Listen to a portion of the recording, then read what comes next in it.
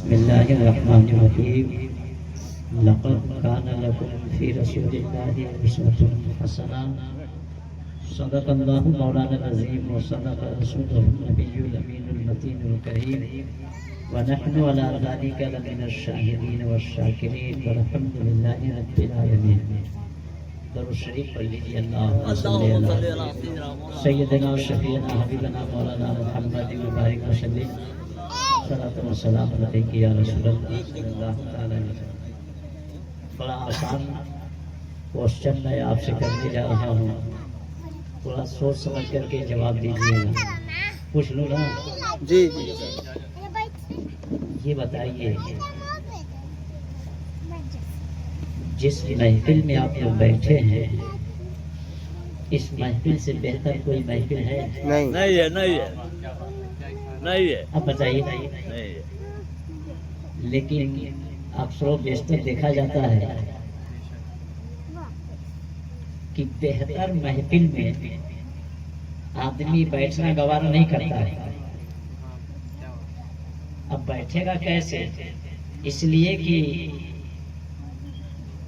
یہ ایسی محفل ہے کہ جس محفل میں مصطفیٰ نہ چاہے تو کوئی آ ہی نہیں سکتا. بے شک. جب نبی نہ چاہے تو کوئی آ ہی نہیں سکتا. بڑے خوش نصیب ہیں آپ لوگ.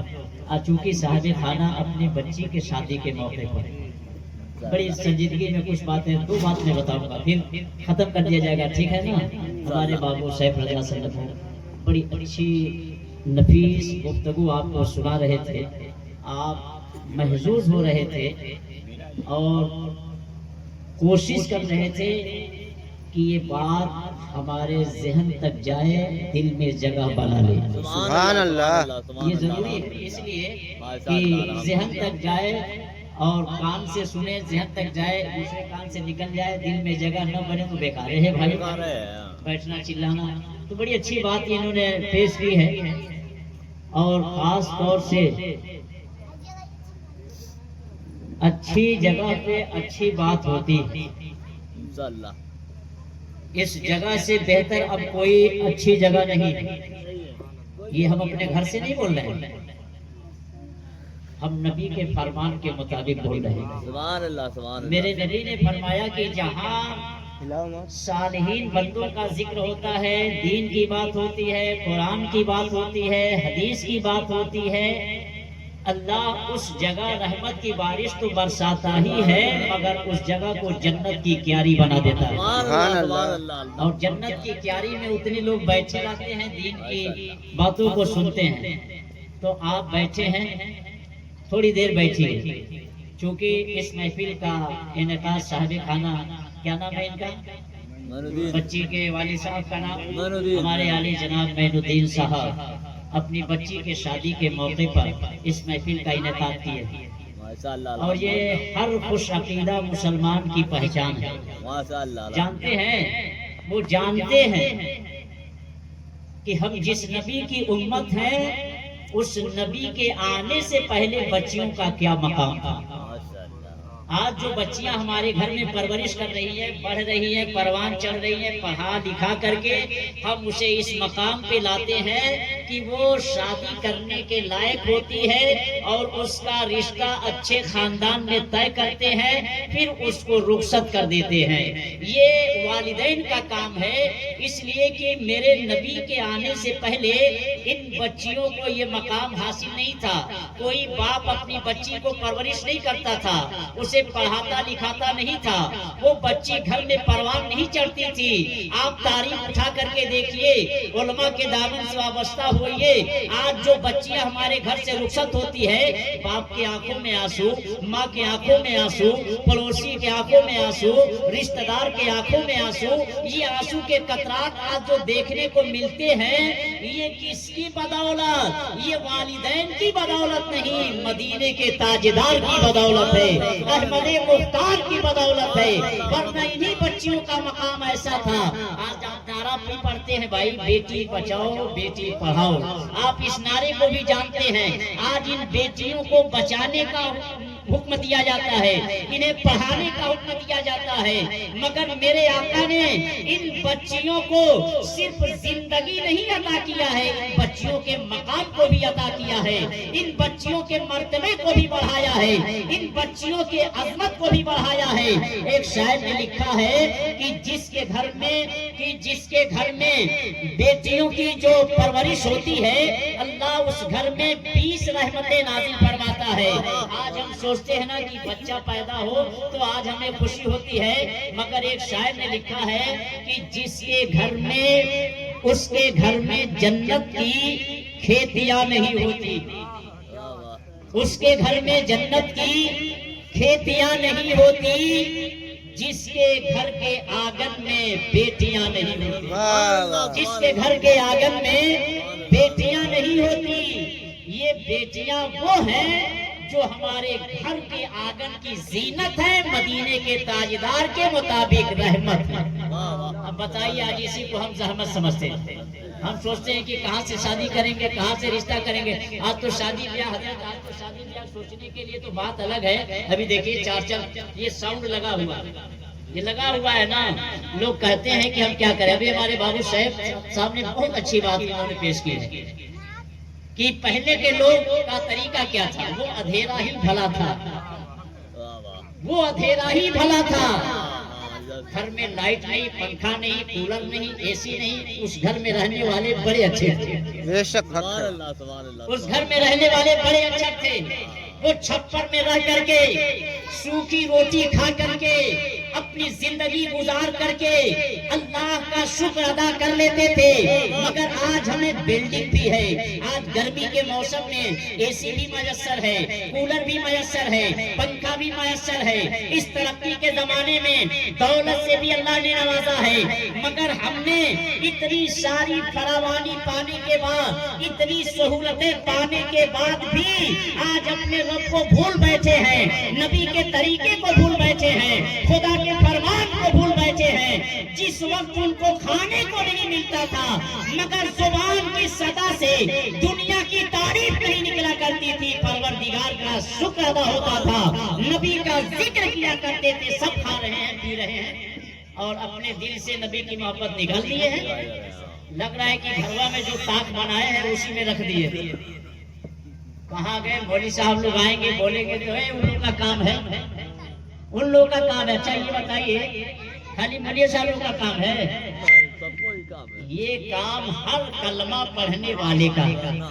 اگر واقعی سچے دل سے، صدق دل سے آپ نے کلمہ پڑھا ہے، آپ نے کلمہ پڑھ کر کے اپنے قدم کو دائرے اسلام میں رکھا ہے، تو جتنی ذمہ داری ایک مسجد کے امام کی ہے، اتنی ہی ذمہ داری رہنے والے ہر مسلمان کی، سب کی ذمہ داری بنتی ہے۔ تو آپ اپنی ذمہ داری کیوں نہیں نبھائیں گے بھائی؟ نبھانا ہے نہیں نبھانا؟ اچھا ایک بات میں بتاؤں، لیکن پہلے میں ایک دو چار مصرے آپ کے سامنے پیش کروں، اور وہ بھی کلام کے ذریعے نہیں حضرت، بڑے آسان مصرے میں پیش کر رہا ہوں۔ حضرت کی دعا ہے، آپ لوگوں کی دعاؤں کی برکت ہے۔ ایک شاعر نے لکھا ہے، تھوڑا ذہن کو قریب کیجیے گا تو بات سمجھ میں آئے گی، اس لیے میں سوچا ہوں بڑا سلو بولوں تاکہ آپ کے ذہن سے یہ بات ٹکرائے تو ڈبل نہ ہو، ایک ہی ٹکرائے، تاکہ بآسانی آپ سمجھ سکیں۔ ایک شاعر نے لکھا ہے کہ اس راز سے واقف ہیں زمانے والے، آپ بھی زمانے والے ہیں، اس راز سے واقف ہیں زمانے والے، کیونکہ زندہ ہیں محمد کے گھرانے والے، کیونکہ زندہ ہیں محمد کے گھرانے والے۔ آپ احساس کمتری کا شکار مت ہوئیے۔ ابھی میں جو تیسرا مصرع پیش کرنے جا رہا ہوں، انشاءاللہ چوتھے مصرے میں بات بالکل کلیئر، 100 کا 100 نمبر، 100 کا 100 پائیں گے اگر آپ نے اس کو سمجھ لیا تو، کہ اس راز سے واقف ہیں زمانے والے، کیونکہ زندہ ہیں محمد کے گھرانے والے۔ حضرت ہوائے کفر نہ ٹھہری تو دیکھنا ایک دن، اب ہمارے بس کی بات نہیں ہے، ہم کچھ نہیں کر پائیں گے، اب ہمارے بس کی بات نہیں ہے، آپ بھی اپنے دل میں بسائیے، اب ہمارے بس کی بات نہیں ہے، اس لیے کہ جب ہم اپنی عزت نہیں بچا پائیں گے، اپنی جان نہیں بچا پائیں گے، تو مصطفیٰ کا دیا ہوا ایمان کیا بچائیں گے، مصطفیٰ کی شریعت کیا بچائیں گے، مصطفیٰ کا دین کیا بچائیں گے۔ آج ہمارا وصول تو یہ ہو گیا ہے کہ آج ہمارے گھر کے 18 سال کے نوجوان بچے، ہمارے گھر کے نوجوان بچے شادی کے موقع پر وہ بجائے نبی کی نعت پڑھنے کے، وہ بجائے دین کی بات پیش کرنے کے، بجائے دعا کرنے کے کہ شادی اللہ اس میں مدد فرمائے، غیبی امداد پیدا فرمائے، آج رات بھر وہ طرح طرح کے گانے اور طرح طرح کے ڈانس میں لگے ہوئے ہیں۔ کبھی آپ نے سنا کہ میرے آقا کی بیٹی حضرت فاطمہ نے گھر کے اندر جو وصول پیدا کیا، گھر کے اندر جو نظام پیدا کیا، اس وصول اور نظام کا یہ اثر رہا کہ ان کے شکم سے پیدا ہونے والا بیٹا دنیا کا ڈائنسر نہیں بن کے چمکا، فاتح کربلا بن کے چمکا، کربلا کا میدان غازی بن کر کے چمکا، کربلا کا مجاہد بن کر کے چمکا۔ آج بھی ہماری ماں بہنیں، میں یہ نہیں کہتا ہوں کہ 24 گھنٹہ قرآن پڑھیں، میں یہ نہیں کہتا ہوں کہ 24 گھنٹے وہ دین میں لگے رہیں، جب بھی وقت ملے قرآن کی تلاوت کر لیں، دین کی بات کر لیں، اپنی پیشانی رب کی بارگاہ میں ٹیک لیں اور رب کی بارگاہ میں دعا کریں کہ پروردگار عالم تو اپنے نبی کی بیٹی کے صدقے میں ہماری بھی عزت و آبرو کی حفاظت فرما، اور جو ہمارے شکم سے گھر کے آنگن میں پھول کھلے، اس پھول سے خوشبو آئے تو کسی دنیا کی خوشبو نہیں، جنتی جوانوں کی خوشبو آئے، حسین کے غلام کی خوشبو نے لکھا ہے کہ اس راز سے واقف ہے زمانے والے حضرت، اس راز سے آپ لوگوں کو معلوم ہے کہ نہیں نبی کے گھر والے زندہ ہیں؟ کتنے لوگوں کو معلوم ہے؟ ذرا ہاتھ اٹھائیے تو سب کو معلوم ہے، عقیدہ ہے کہ نہیں، ایمان ہے کہ نہیں؟ 2-3 باتیں بتاؤں گا، ابھی میں اپنے ذہن، آپ کا ذہن تھوڑا سا میں اپنی طرح رجوع کر رہا ہوں تاکہ مائل ہو جائیں، تو وہ اصل بات میں بتا دوں گا بڑے مختصر سے لفظ میں، جو میں لے کر کے اپنے دل میں بیٹھا ہوں، سن لیں گے تب آپ جائیں گے، ٹھیک ہے نا؟ اور اس کو زیادہ ٹائم نہیں، 5 سے 10 منٹ میں سمیٹ دوں گا، پھر انشاءاللہ آپ لوگوں کی محبت رہی، زندگی سلامت رہی، پھر آنا یہاں تو اب سمجھیے کہ رہنا ہی ہے، آپ لوگ دعا کیجئے تو کچھ باتیں بتائی جائیں گی، وہ اصل باتیں میں بتاؤں گا، مگر شاعر کا وہ شعر سنیے، عقیدہ دیکھیے کہ اس راز سے واقف ہیں زمانے والے، کیونکہ زندہ ہیں محمد کے گھرانے والے، اور ہوائے کفر نہ ٹھہری تو دیکھنا ایک دن، ہوائے کفر نہ ٹھہری تو دیکھنا ایک دن، نکل پڑیں گے زمینوں سے کربلا والے، نکل پڑیں گے زمینوں سے کربلا والے۔ اب ہمارے بس کی بات نہیں ہے، اب پھر اسلام کی عظمت اور اسلام کے لگے ہوئے دھبے کو دھونے کے لیے اب کربلا کے سرزمین سے یہ صدا آئے گی کہ گھبراؤ نہیں، اب بھی ہم زندہ ہیں، جب بھی اس پہ داغ لگے گا اب تیرے خون کے ذریعے نہیں، اب نواسے حسین کے ذریعے ہوگا۔ تو غور کیجئے کتنے خوش نصیب ہیں ہم لوگ۔ اب ایک بات میں بتاؤں، اصل بات بتا دوں کہ اللہ تبارک و تعالیٰ نے پہلے ایک، میں پھر آپ سے سوال کر دوں، ایک شعر میں پڑھا، اس کو پڑھتے ہیں، ایک شاعر صاحب ہیں جو وہاں کے ہیں، وہ شاعر یہ بریلی شریف کے غلام غوث صاحب بریلوی، انہوں نے جو شعر کو پڑھا اپنے انداز میں، میں جب اس کو سنتا ہوں تو میرے آنکھوں میں آنسو آ جاتے ہیں۔ جس نبی کی میلاد میں بیٹھے ہیں نا، جس نبی کا ذکر سن رہے ہیں، اس نبی کے دربار کا مقام جب اعلیٰ ہے تو اس نبی کی ذات کا مقام کتنا اعلیٰ۔ اب غور کیجئے، اس نبی کے دربار کا مقام دیکھیے، رب نے اس نبی کے دربار کا مقام اتنا اعلیٰ کیا ہے، تو بتائیے جو نبی وہاں آرام فرما رہے ہیں، احمد مختار کا مقام کتنا اعلیٰ ہوگا۔ وہ پڑھتے تھے کہ وہ اپنے کلام میں یہ پیش کیا کرتے ہیں کہ یا نبی آپ کا دربار بڑا پیارا ہے، وہ پیش کرتے ہیں، عقیدت کا اظہار کرتے ہیں کہ یا نبی آپ کا دربار بڑا پیارا ہے، ہم غلاموں کا خریدار بڑا پیارا ہے، ہم غلاموں کا خریدار بڑا پیارا ہے، اور روز کہتی ہے मदीने में उतर कर जन्नत, वाह वाह रोज कहती है मदीने में उतर कर जन्नत, या नबी आपका दरबार बड़ा प्यारा है, या नबी आपका दरबार बड़ा प्यारा है। और देखकर हजरते सिद्दीक को आका बोले, देखकर हजरते सिद्दीक को आका बोले, ऐ सहाबा ये मेरा यार बड़ा प्यारा है, ऐ सहाबा ये मेरा यार बड़ा प्यारा है। अब गौर कीजिए कि जब नबी से मोहब्बत सिद्दीक अकबर ने किया तो नबी ने सहाबा के दरमियान ऐलान कर दिया कि ये मुझे बहुत प्यारा है।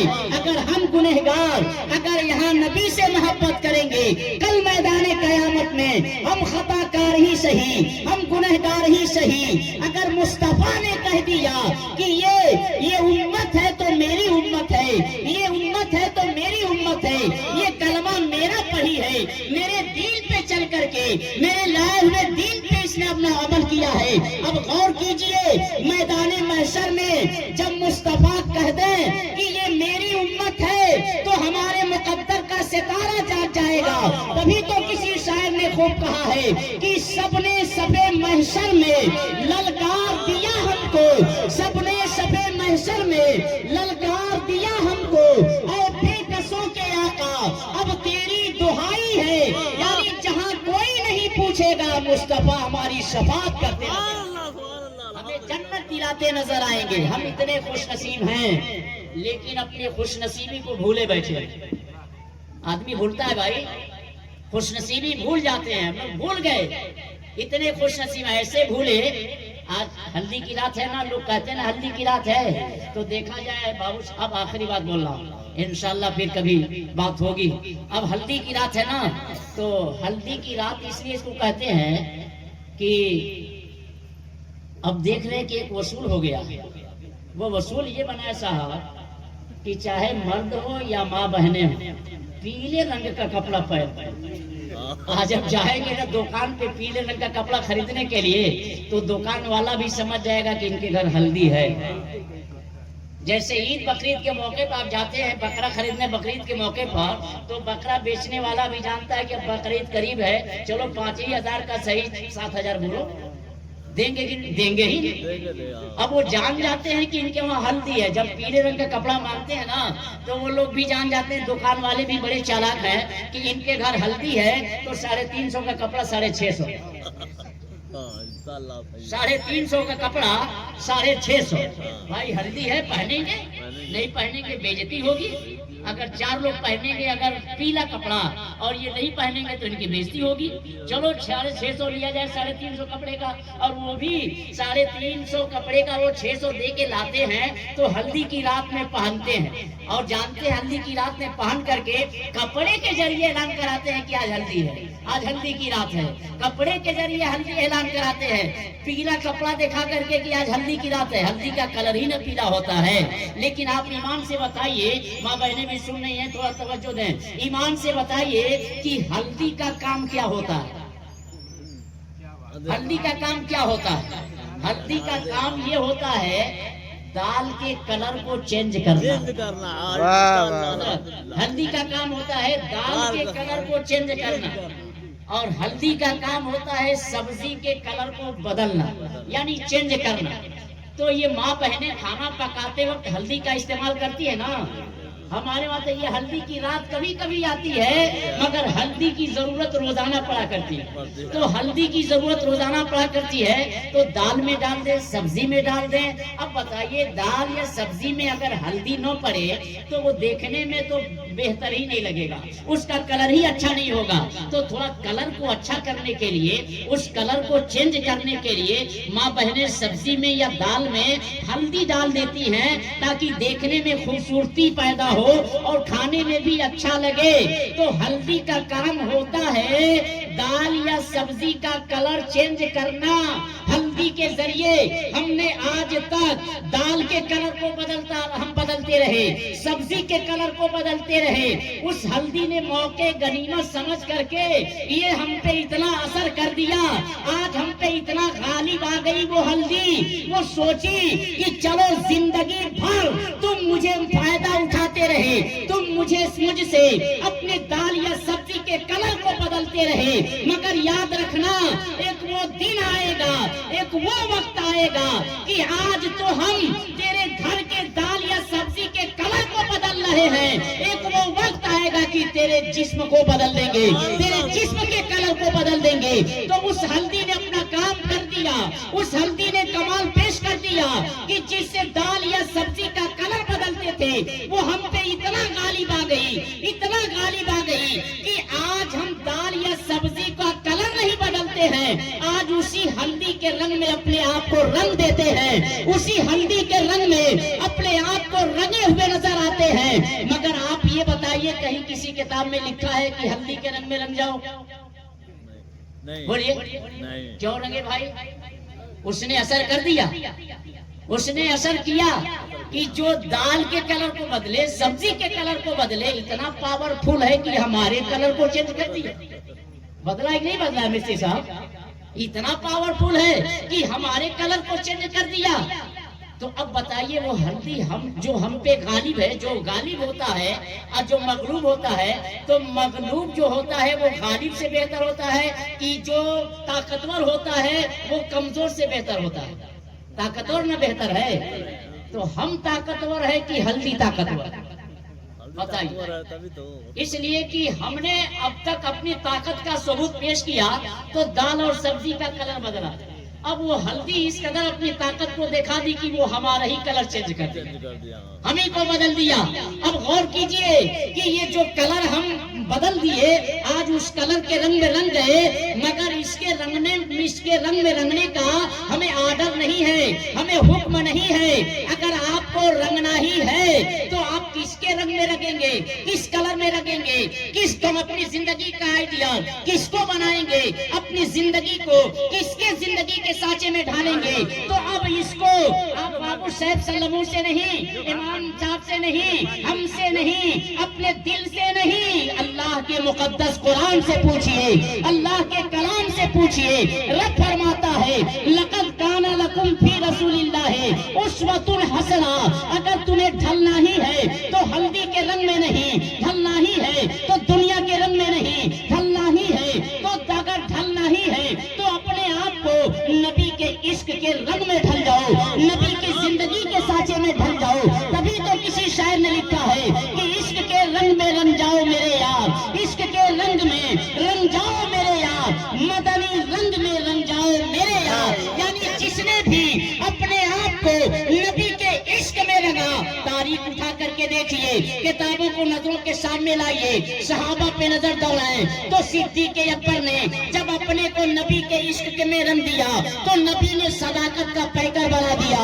فاروق اعظم نے جب نبی کے عشق میں اپنے کو رنگا تو عدالت کے پیکر بن کر کے چمکے۔ عثمان غنی نے جب اپنے کو نبی کے عشق میں رنگا تو سخاوت کے تاجدار بن کر کے چمکے۔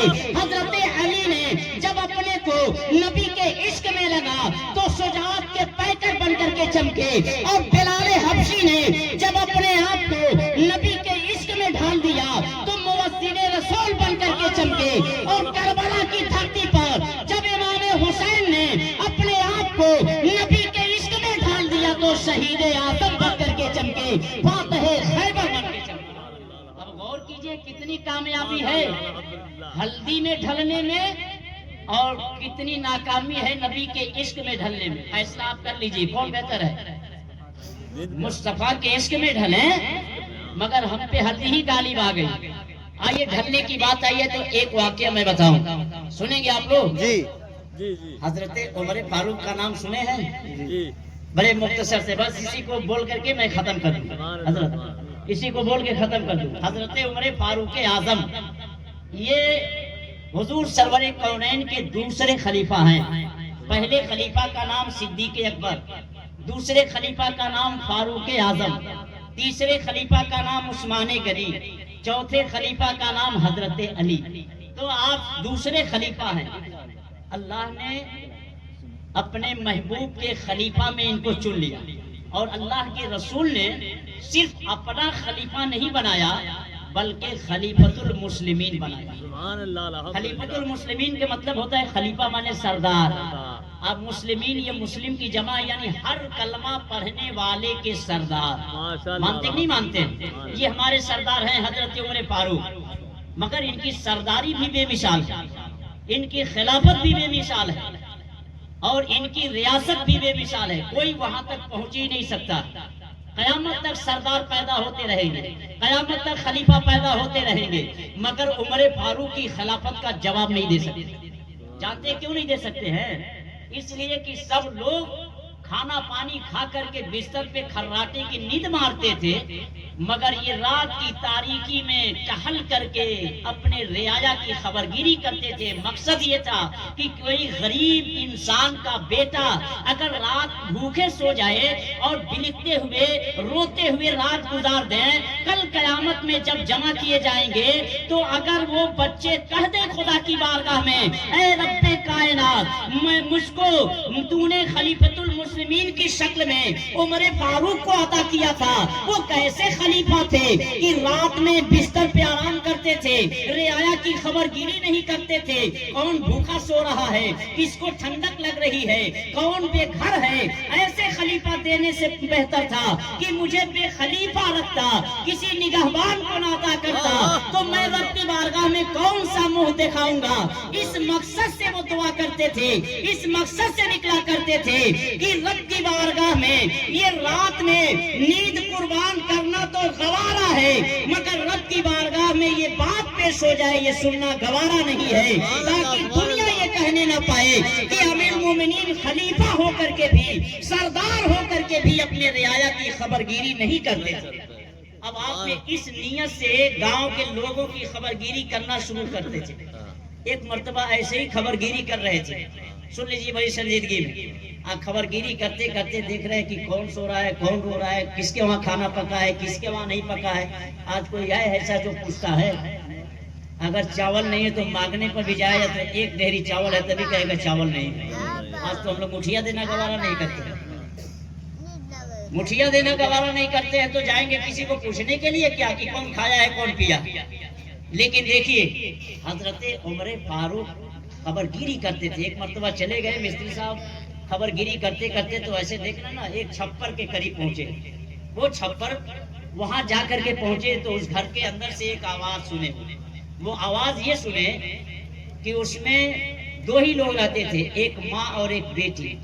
ماں بیوہ تھی، وہ بیٹی، دونوں زندگی گزارا کرتے تھے۔ تو ماں نے کہا کہ بیٹی دیکھو کل پیسے کی زیادہ ضرورت ہے، ایسا ہے کہ تھوڑا سا دودھ میں پانی ملا دو، دودھ میں پانی ملا دو، کل پیسے کی زیادہ ضرورت ہے۔ اگر آج اس ترقی کے زمانے میں 70 روپے لیٹر دودھ ہے بابو صاحب صاحب، اور اس میں آدھا لیٹر اگر دودھ میں پانی آدھا لیٹر ملا دیا ہے تو 1.5 لیٹر تو ہو ہی جائے گا۔ 1 لیٹر دودھ اور آدھا لیٹر پانی کتنا ہوگا؟ 1.5 لیٹر ہو جائے گا۔ اور 70 روپے لیٹر دودھ ہے اور 1.5 لیٹر آپ آدھا لیٹر پانی ملانا ہے، 1.5 لیٹر کتنا پیسہ ہوگا؟ بڑھ جائے گا کہ نہیں بڑھ جائے گا؟ 105 ہو جائے گا کہ نہیں ہو جائے گا؟ تو اگر نہیں پانی ملائیں گے تو 70 ہی میں کام چلے گا۔ آدھا لیٹر پانی ملا دیں گے تو 105 ہو جائے گا۔ 35 روپے زیادہ ملا کہ نہیں ملا؟ پانی کو بیچے کہ نہیں؟ پانی کو بیچے کہ نہیں بیچے؟ پانی کو بیچے کہ نہیں بیچے؟ مثال دے رہا ہوں، سمجھیے پہلے بات کو غور کیجیے۔ تو بچی نے کہا کہ امی جان یہ کام ہم سے نہیں ہوگا۔ ماں نے کہا کہ دودھ میں پانی ملاؤ، تو بچی نے کہا کہ یہ کام ہم سے نہیں ہوگا۔ تو کہتی ہے کیوں بھائی، اس رات میں کون دیکھ رہا ہے، پیسہ تھوڑا زیادہ چاہیے، پیسہ کا خرچ زیادہ ہے، ملا دو تاکہ پیسہ زیادہ مل جائے، ہمارا کام چل جائے۔ تو بچی کہتی ہے کہ ہم نہیں یہ کام کریں گے۔ کہہ دیجئے سبحان اللہ، سبحان اللہ، سبحان اللہ۔ بچی ماں نے کہا پانی ملاؤ، بچی نے کہا ہم یہ کام نہیں کریں گے۔ کیوں نہیں؟ تو بچی سے ماں کہتی ہے کہ بتاؤ ملاؤ، رات میں کون دیکھ رہا ہے؟ رات میں کون دیکھ رہا ہے؟ سب لوگ سو رہے ہیں کھا پی کر کے، پڑوس کے لوگ بھی سو رہے ہیں، उमर भी आराम कर रहे होंगे, वो देख रहे हैं क्या, वो देख रहे हैं क्या, पानी मिलाओ। बच्ची ने कहा कि हम ये काम नहीं करेंगे। माँ ने कहा पानी मिलाओ। अब बच्ची का जवाब सुनेंगे तो आपके दिल की तारीकी निकल जाएगी। अब आप थोड़ा सा गौर कर लीजिए चचा। बच्ची ने कहा कि हम पानी नहीं मिलाएंगे, आज मिलाएं या न मिलाएं उसकी बात तो अलग है, मगर ये अकीदे की बात है, ये अहले ईमान की बात है, ये कलमा गो की बात है। वो बच्ची कहती है अम्मी जान, पड़ोस के लोग देखें या न देखें, उमर देखे या न देखें, हमारा अकीदा बोल रहा है उमर नहीं देख रहे हैं, उमर का खुदा देख रहा है, उमर का रब देख रहा है। हम ऐसा काम कभी नहीं कर सकते, इसलिए कि हमको डर और हमको फिक्र जमाने की नहीं है, हमको फिक्र तो अपने रब्बे कायनात की। जमाने वाले क्या कहेंगे, नाराज हो जाएंगे, कुछ ही बिगाड़ेंगे। हमारा रब नाराज हो जाए तब दुनिया भी बिगड़ जाए, आखिरत भी बिगड़ जाए। तो वो बच्ची ने जब ये कहा तो उमर वहीं खड़े थे। अब उनके दिल से ये सदा निकली, उनके जिस्म के रोंगटे खड़े हो गए। अब वहां से आगे नहीं गए, अब वहां से पीछे आए और अपने खादिम को भेजे। और देखो उस घर में कितने लोग रहते हैं। जब खादिम गया तो देखा कि दो ही लोग हैं, एक माँ एक बेटी। का बुला खिलाओ। दोनों को जब उसने कहा खादिम ने कि हजरत उमर फारूक बुला रहे हैं, ये दोनों डरने लगे, कांपने लगे, लड़ने लगे। लग रहा है रात वाली बात किसी ने बता दी है, उनको खबर हो गई है। डरते हुए कांपते हुए उमर फारूक की बारगाह में गए। थोड़ा सा जहन को आप हाजिर कर लीजिए, माइंड को करीब लाइए, बात समझ में आ जाए। आखिरी बात है मेरी ये। अब अपने जब उस बच्ची को करीब लाया गया, माँ बेटी बैठी हैं, दो कुर्सी मंगाए, कहे बैठ जाओ कुर्सी के ऊपर। वो दोनों के दोनों बैठ गए। अल्लाह तबारक व तआला ने हजरत उमर को 4 बेटों जैसे अता किया था। 4 बेटे उन्हें रब ने दिया था। आज 4 बेटे हमारे हो ना तो 4 एटीएम हम समझा करते हैं कि चलो एटीएम हो गया है। काश की ये माँ बहने और वालिदैन दुआ करते कि अल्लाह तूने 4 बेटों को अता किया है तो इन बेटों को एटीएम की शक्ल में नहीं, इस्लाम के मुजाहिद की शक्ल में बना दे। इस्लाम का हम इस्लाम से मोहब्बत करने वाला बना दे, इस्लामी वसूल पे चलने वाला बना दे। मगर 4 बेटों को हजरत उमर को अल्लाह ने उन्हें 4 बेटा अता किया था। अपने चारों बेटों को बुलाए, लाइन से बैठाए। चारों बेटे बैठ गए। कहा हुजूर काहे बुलाए हैं? कहे काम है इसलिए बुलाया हूँ। कहा फरमाइए आपका हुक्म सर आंखों पे। आपने कहा मिस्त्री साहब, आपने कहा देखो ये जो बच्ची है जो बैठी है ये बेवा की बच्ची है। अभी आपने सुना है गरीबों से मोहब्बत का दावा क्यों नहीं करते। ये बेवा की बच्ची है। अल्लाह ने मुझे 4 बेटे अता किया है। बताओ तुम में कौन तैयार होता है इससे रिश्ता करने के लिए? सुभान अल्लाह। सुभान अल्लाह। कौन तैयार होता है? कितना सुनहरा और कितना अच्छा तरीका हजरत उमर फारूक ने दिया था। आज जब तक 3 जगह खाएंगे नहीं, नाश्ता नहीं करेंगे, पानी नहीं पिएंगे, तब तक बच्ची पसंद ही नहीं कर पाएंगे। जब तक 4-5 जगह खा के नहीं आ जाएंगे तब तक बच्ची पसंद ही नहीं करेंगे। कौन बच्ची खराब है भाई? कौन बच्ची खराब है? कौन आदमी खराब है? वही अगर वालिदैन के पास है तो अगर लंगड़ा भी है, लूला भी है, तब भी वो अपने औलाद को अपने आंखों के नूरे नजर कहा करते हैं, अपने दिल का टुकड़ा कहा करते हैं। कोई खराब नहीं है, मगर हम खराब हैं। हमारा जहन खराब है, हमारी फिक्र खराब है, हमारी सोच खराब है। आज अगर हमने अपने जहन को बदल दिया, अपनी सोच को बदल दिया, अपने फिक्र को बदल दिया, अपने मिजाज को बदल दिया, तो जो रब्बे कायनात हजरत इब्राहिम के लिए आग को गुलजार कर सकता है, वो परवरदिगारे आलम अपने नबी की उम्मत के लिए शादियों का रिश्ता निकाल सकता है, रिश्ता सबील अख्तियार कर सकता है। मगर आज हम अपने जहन को बदले, सोच बदल गई, हमारी फिक्र बदल गई। मगर गौर करें कि हमारी सोच फिक्र जो है वो शरीयत की हो, दीन की हो। अब हजरत उमर फारूक के 4 बेटे के सामने जब उन्होंने बात कही तो आपके सबसे बड़े बेटे, सुभान अल्लाह, अल्लाह सलामत रखे, सबसे बड़े बेटे जिनका नाम था हजरत अब्दुल रहमान, सबसे बड़े बेटे खड़े हो गए। कहे अप्पा हुजूर ये बेवा की बेटी है ना, कर दीजिए रिश्ता। ارے دنیا کیا کہے گی کہ خلیفہ وقت نے اپنے بیٹے کا رشتہ ایک بیوہ کی عورت سے، ایک بیوہ کی بچی سے کر دیا. دنیا کچھ بھی کہے، ہم کو کیا کرنا ہے؟ آپ رشتہ طے کر دیجیے. آپ ہمارے ابا ہیں، ہمارے والد ہیں، ہم آپ کی بات مانتے ہیں. وہاں بیوہ عورت بیٹھی ہے، جیسے ہی اس کے کان سے یہ صدا ٹکرائی، اس نے رب کا شکر ادا کیا کہ پروردگار عالم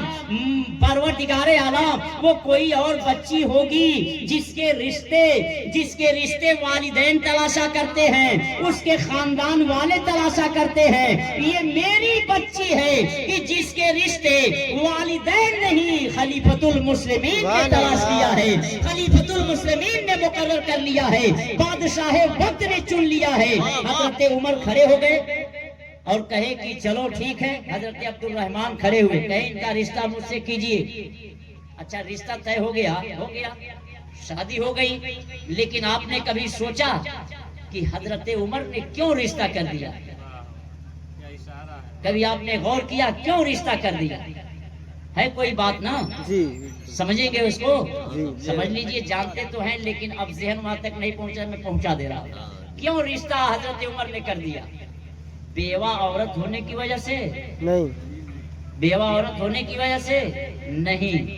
حضرت عمر نے رشتہ اس لیے طے کر دیا کہ حضرت عمر خلیفۃ المسلمین تھے. چاہتے تو بڑے بڑے لوگوں سردار کا رشتہ ان کے گھر آتا، بڑے بڑے بلڈنگ اور بڑے بڑے مکان میں رہنے والے ان کے گھر رشتہ لے کر کے آتے.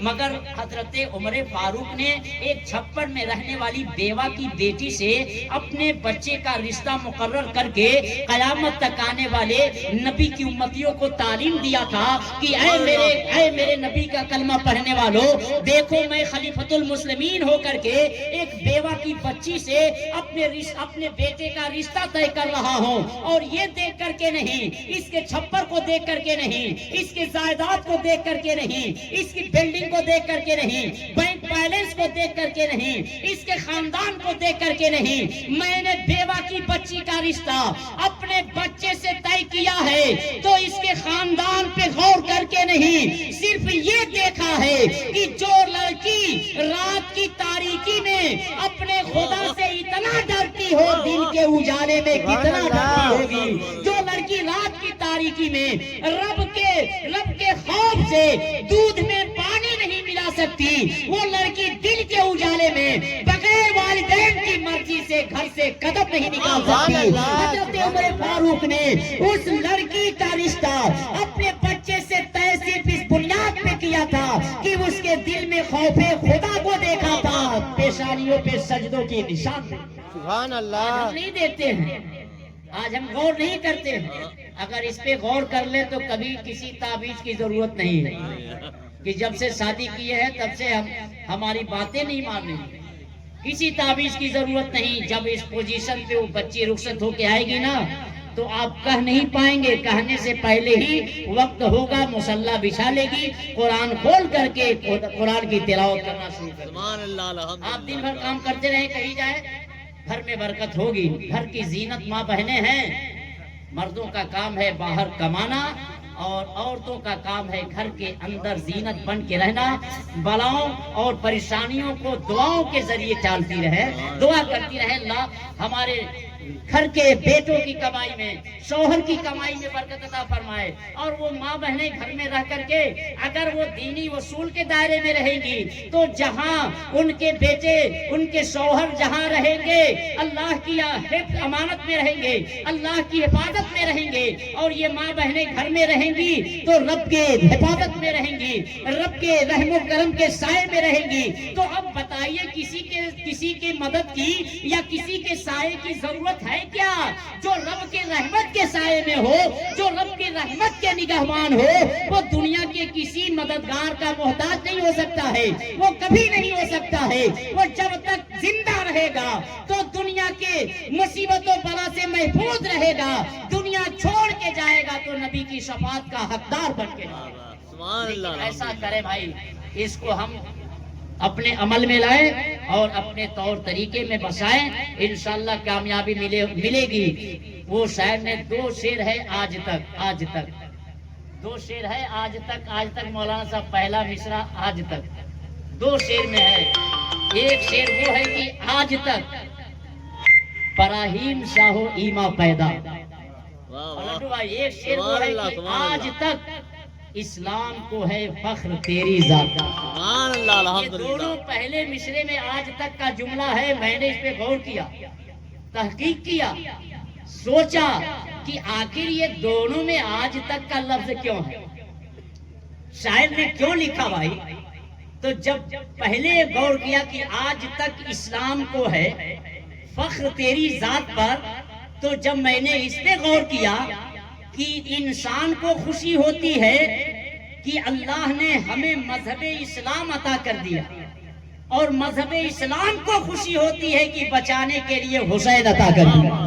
اسی لیے شاعر نے لکھا ہے کہ آج تک اسلام کو ہے فخر تیری ذات پر, یعنی یہ مذہب اسلام فخر کر رہا ہے, ہمارا دین فخر کر رہا ہے کہ حسین نہیں ہوتے تو ہماری آبرو کون بچاتا, ہمارے چاند چاند کون لگاتا, لگے ہوئے دھبے کون دھلتا.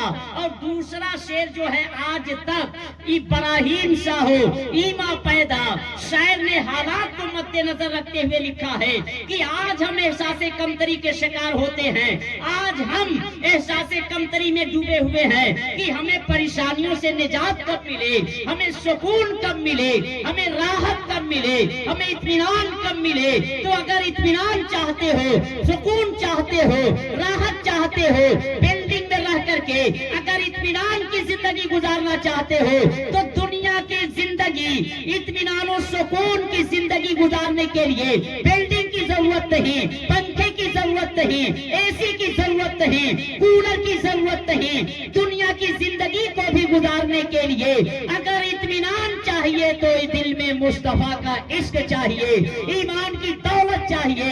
اس لیے کہ یہ عشق مصطفیٰ ہی کی بنیاد تھی کہ حضرت ابراہیم نے نعرے نمرود میں چھلانگ لگا کر کے بتایا کہ دیکھو چھلانگ لگانا یہ ابراہیم کا کام ہے, نعرے نمرود سے بچانا ابراہیم کے خدا کا کام. سبحان اللہ. اب بتائیے, تبھی تو شاعر نے دو شعر میں لکھا آج تک, آج تک.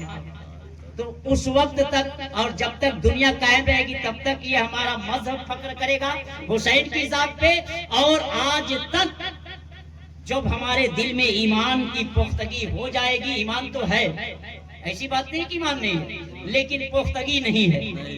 جس سے بھی سوال کیجئے کہے گا ہم مسلمان ہیں, کلمہ پڑھنے والے, لیکن پختگی نہیں ہے. آج بھی جو ہو براہیم سا ایما پیدا, آگ کر سکتی ہے انداز گلستہ پیدا. تو اس ایمان کی برکت سے جب نمرود کی وہ آگ کے شعلے جو آسمان سے باتیں کر رہے تھے سرد پڑ سکتی ہیں, تو آج ہمارے سامنے یہ معاملہ تو نہیں ہے, مگر آج بھی اگر ایمان پختہ ہو تو وہ نمرود کے آگ کی شعلے جو آسمان کے جو باتیں کر رہی تھی رب نے اسے سرد کر دیا. تو اگر ہم بھی اپنے عقیدہ اور ایمان کو مضبوط کر لیں تو انشاءاللہ الرحمن وہ دن دور نہیں ہے کہ ہم بھی ظالموں کے ظلم سے بچتے نظر آئیں گے, اپنے گھروں میں دین اسلام کے اصول کو اپناتے نظر آئیں گے. لیکن کریں تب, ہے تو سب سامنے راستہ, لیکن کرتے نہیں ہیں. پڑھونا جانے کا راستہ تو بالکل کلیئر ہے, اب کوئی الٹا چلا جائے تو کس کی غلطی ہے, راستے کی, جانے والے کی غلطی ہے. تو اگر ہم اپنے راستہ کلیئر ہے, اگر اس کو چھوڑ دیں گے تو راستے کی کمی نہیں, ہماری کمی ہے. میں دعا کروں گا رب کائنات کی بارگاہ میں نے جو آپ کا وقت لیا, زیادہ ٹائم لیا, آپ لوگ تھوڑا سا معذرت چاہیں گے کہ اس کو درگزر کیجئے گا, نہیں تو وہی حال ہوگا. ایک غلامی سپڑا صاحب حضرت